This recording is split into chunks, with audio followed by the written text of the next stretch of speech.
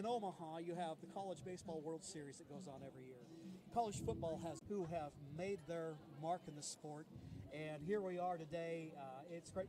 I understand quite a number of athletes here in competition. Well, this weekend. you know, I have 700 kids or thereabouts, and you know, when you think about this event, it started in 1939 or somewhere in that area.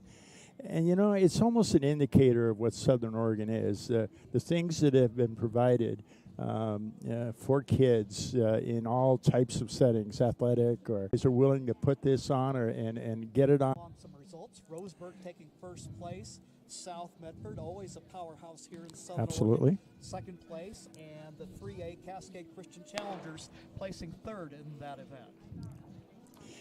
So currently we have the hurdles going on. It's a shuttle relay, and so you have 3 teammates. We're over across from them.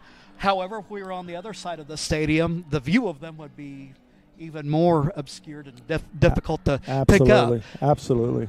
But it looks like we have a exchanges are always so very important. Very much, very much. And the other thing that happens is that you don't, this could be their first hurdling meet that they've ever being in.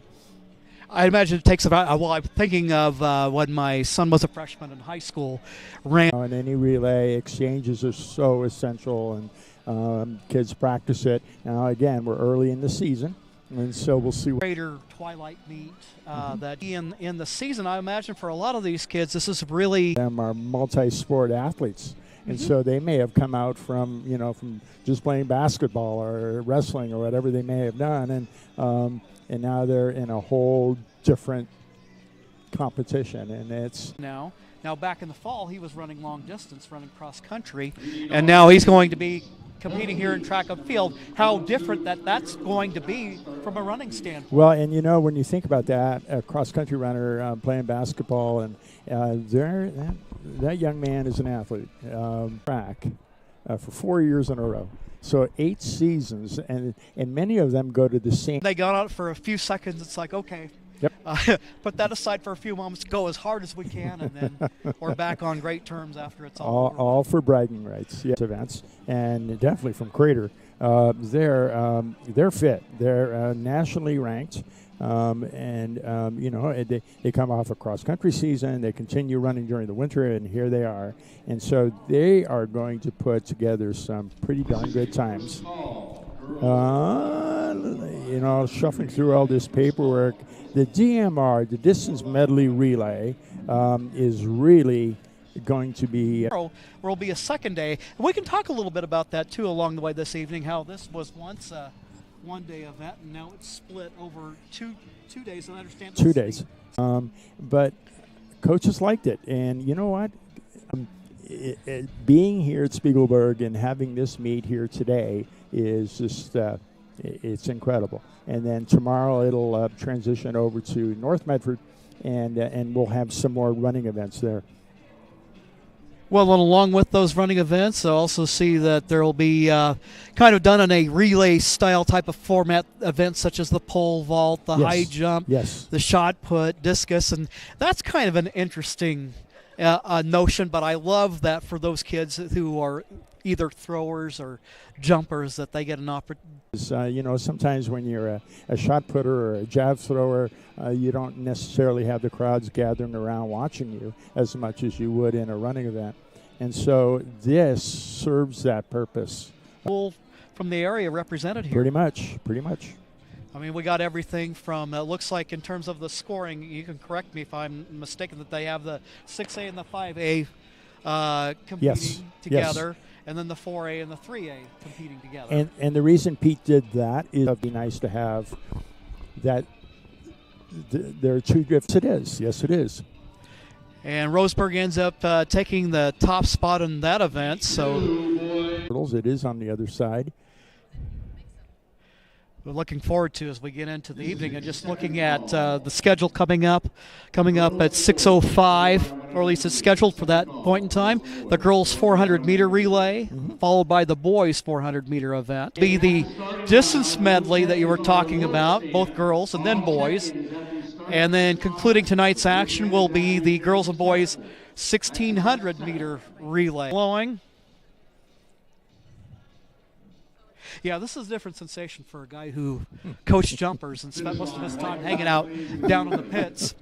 Yeah. You heard all this stuff going on around. Maybe somebody who is speaking from the perspective of somebody who actually works at Cascade Christian High School to see kids who participate in sports like soccer or football participating in, they compete in track and field to stay in shape during the spring.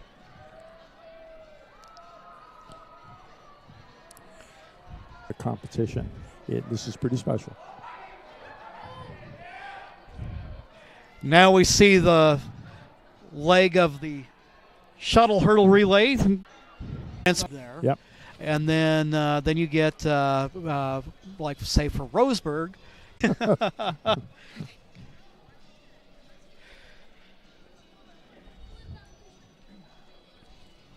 So the second heat of the boys shuttle. Next, now, when they say short relay on the public address, Hans, yes. For the more casual fans, who are they looking for? Is that the 400-meter? Season, who knows how much practice those kids have had and the nervousness they may be running with. And so, and this is a standard event. It's the first event. And been set up for that. And while they're doing so, and our friends from My Circle K, powered by GP Energy. Morning motivation, crunch in your lunch, and fuel for your road trip begins with My Circle K. So, ladies, first presentation of its kind, the Rotary Relays, a staple here in Southern Oregon since 1939. Boys 400-meter relay. So I'm guessing in this might be where you might see. I think about those runners with endurance, and I think about those runners with bursts of speed. Who might be your athlete who would be the best candidate for a short relay? I would imagine that some folks think simply that, okay, well, they're in the anchor leg of athletes to try to get a final product to where they can run well. And it's also dependent on how well the kids can act. And they talk about exchange zones. The athlete in that zone, for some reason you don't complete it, then your team is disqualified. They can't go any further. In the longer relays, you can actually pick up the stick and try again.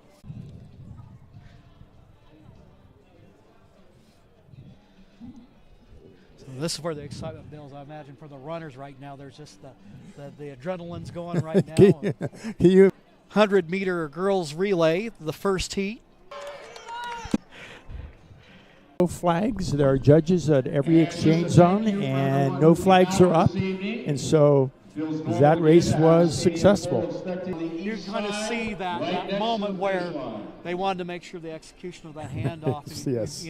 Yes. And season when you're at a district meet, conference meet, whatever, or definitely the state meet, you could have practiced it all season long, but with nerves and the excitement that happens at the larger meets at the end of the season. Absolutely. Pace, you want to make sure you get the handoff done successfully, but by the same token, you probably don't want to expend too much time trying to make that happen. Exactly, and then flag, please, when you're ready. White flag when you're ready. And again, when we're talking about, you hear the announcement for white flags, maybe an unscheduled visitor end up making their way onto a track or into the field. Things up for a little bit. Fortunately, ended up being no big deal, but added a few moments of unexpected entertainment. I remember a meet up at Marist High School, and the gun went off, and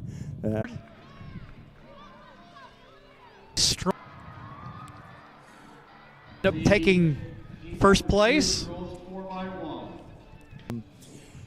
Second heat of the girls short relay.